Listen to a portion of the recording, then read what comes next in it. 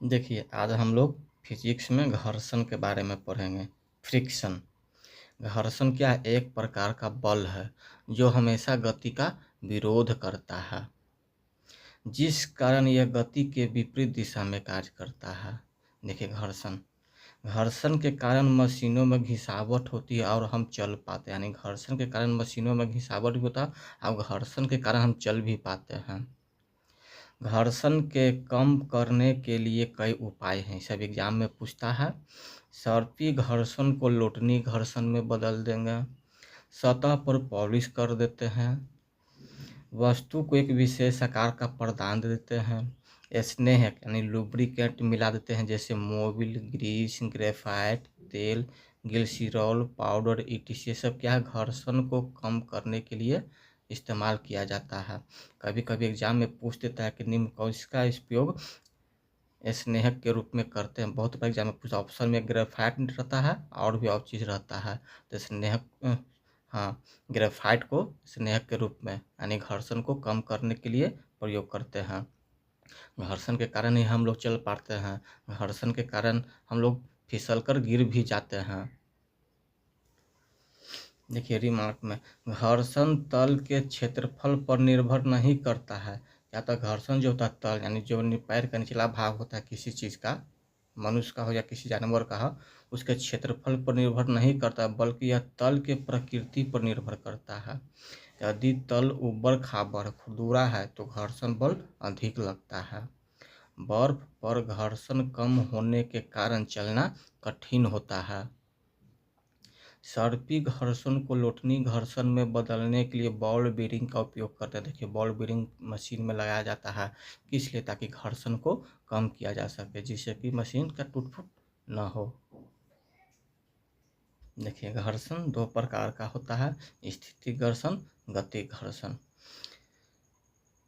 गति घर्षण भी दो प्रकार का होता है, सर्पी घर्षण, लोटनी घर्षण। देखिए, स्थिति घर्षण सबसे ज़्यादा होता है, उसके बाद सर्पी घर्षण और सबसे कम किस्म होता है घर्षण लोटनी घर्षण में। घर्षण गुणांक इसे म्यू से दिखाते हैं। म्यू का कोई भी बीमा तथा मात्रक नहीं होता है। घर्षण बल जो होता है प्रतिक्रिया बल के समानुपाती होता है, यानी F समानुपाती R। तो इसको बराबर में बदल देंगे तो एक कांस्टेंट देंगे म्यू, यानी F बराबर म्यू R। देखिए, म्यू कांस्टेंट है तो म्यू बराबर क्या हो जाएगा? F/R हो जाएगा। जैसे देखिए, इस पर एक न्यूमेरिकल किस तरह से बनेगा।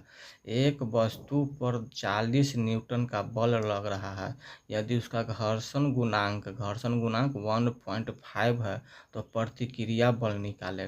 देखिए, म्यू का मान 1.5 दिया हुआ है, 40 न्यूटन का बल लग रहा है, यानी F बराबर 40 न्यूटन। तो प्रतिक्रिया बल यानी प्रतिक्रिया बल को R से सूचित करते हैं, तो R बराबर निकालना है।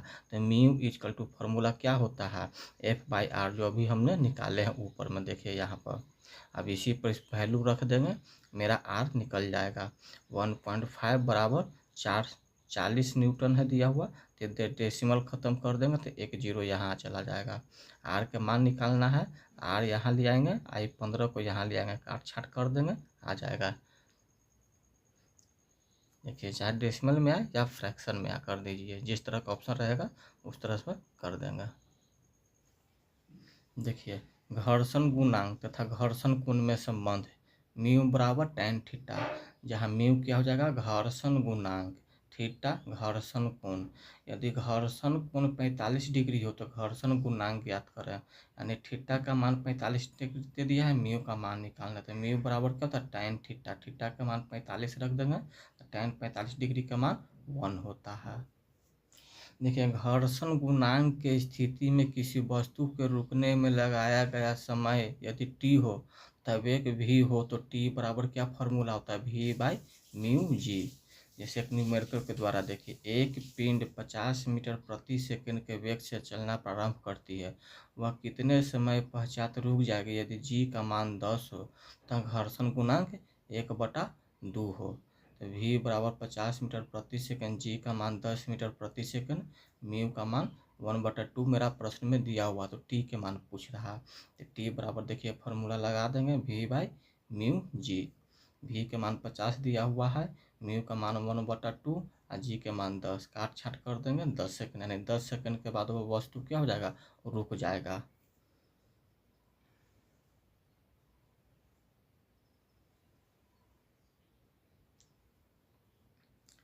घर्षण गुणांक की स्थिति में किसी वस्तु को रुकने से पहले तय की गई दूरी यदि s हो तथा वेग v हो तो s बराबर क्या फॉर्मूला होगा, v²/2 म्यू जी।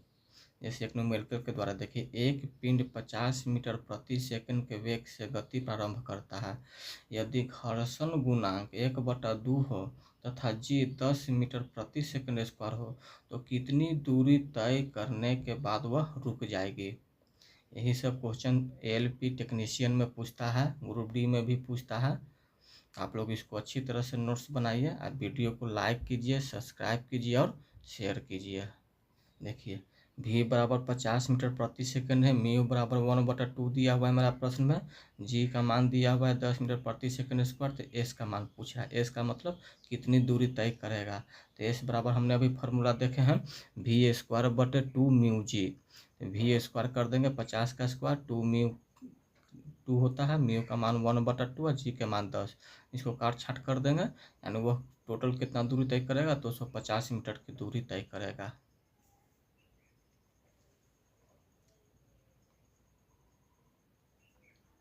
देखिए, सीमांत घर्षण स्थितिक घर्षण का वह अधिकतम मान जिसमें थोड़ा भी वृद्धि करने से वस्तु चल पड़े सीमांत घर्षण कहलाता है। यानी देखिए, पेन रखा हुआ है, ठीक है, थोड़ा सा भी इसमें यदि क्या करते हैं, घर्षण का वह अधिकतम मान जिसमें थोड़ा वृद्धि करने पर वस्तु चले, थोड़ा सा भी यह वस्तु चल दिया तो यही क्या होगा, सीमांत घर्षण हो गया।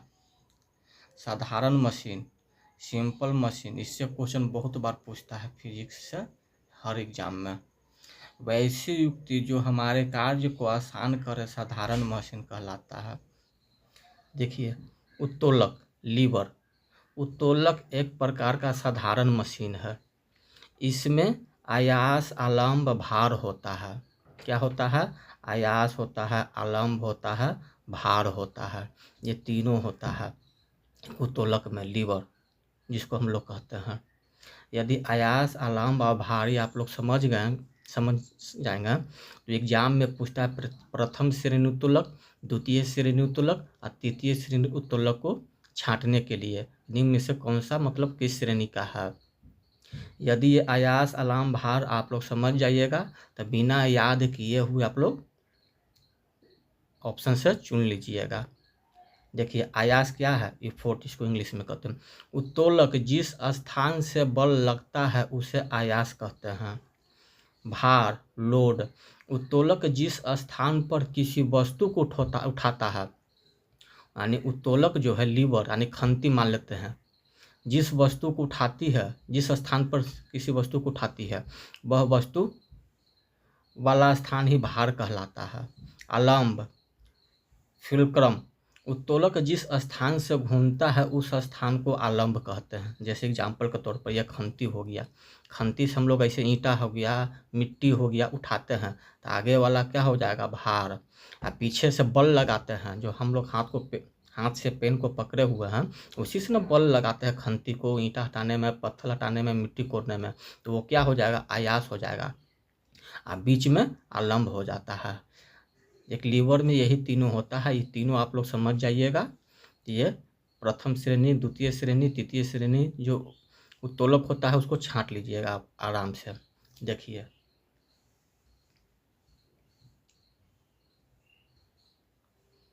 उत्तोलक के प्रकार, उत्तोलक 3 प्रकार का होता है। प्रथम श्रेणी का उत्तोलक, इसमें आलम्ब बीच में होता है।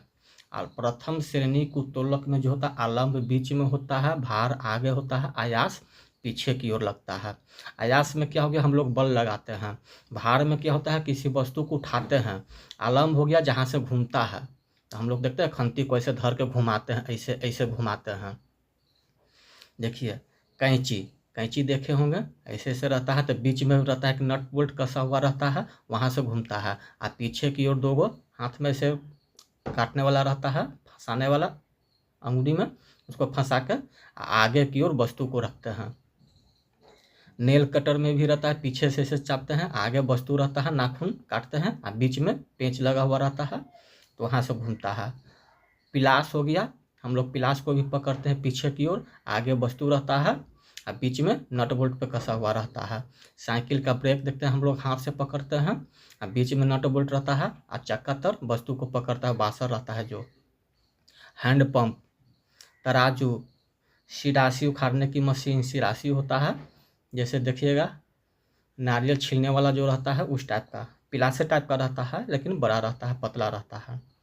शीशा, शीशा होता है जो झुलवा होता है, इस तरफ ऐसे ऐसे एक तरफ इस तरफ बच्चा बढ़ जाता है, एक तरफ इस तरफ बच्चा बढ़ जाता है, ऐसे ऐसे रहता है, पार्क के नाच कर रहता है, उसी को शीशा कहते हैं। यानी दोनों तरफ बच्चा बैठा रहता है, वही वाला झूला को ही शीशा कहते हैं।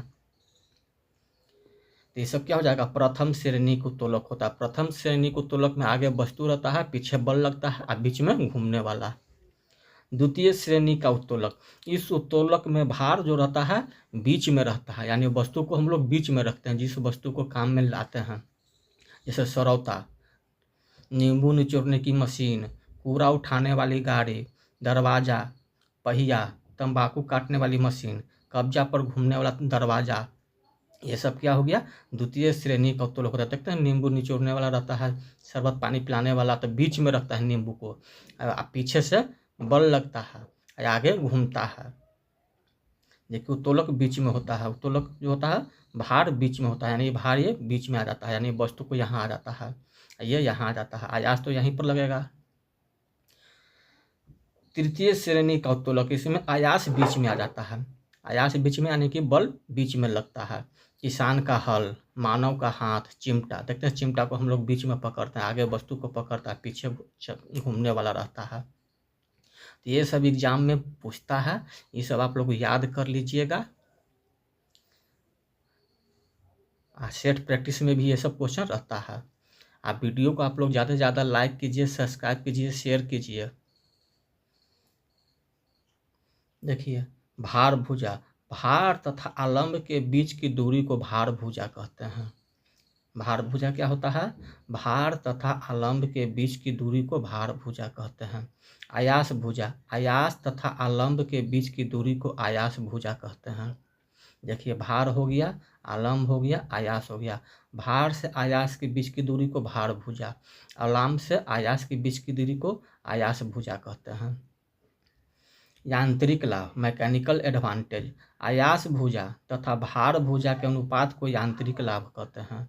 आयास भुजा जितना अधिक रहेगा, यांत्रिक लाभ उतना ही अधिक रहेगा और कार्य करने में आसानी रहेगा। यांत्रिक लाभ बराबर क्या फॉर्मूला होता है, आयास भुजा बटे भार भुजा। ठीक है, आज का वीडियो हम लोग यहीं पर समाप्त करते हैं। यदि वीडियो अच्छी लगी तो आप लोग लाइक कीजिए, सब्सक्राइब कीजिए और शेयर कीजिए। हम इसका MCQ भी लाएंगे, प्रैक्टिस करवाएंगे। ठीक है, कल हम लोग पढ़ेंगे कार्य, शक्ति और ऊर्जा के बारे में पढ़ेंगे इसको, तो आप लोग पूरा पढ़ लीजिए। हम इस पर MCQ भी स्टार्ट करेंगे। आप लोग वीडियो को ज़्यादा से ज़्यादा लाइक कीजिए, सब्सक्राइब कीजिए और शेयर कीजिए।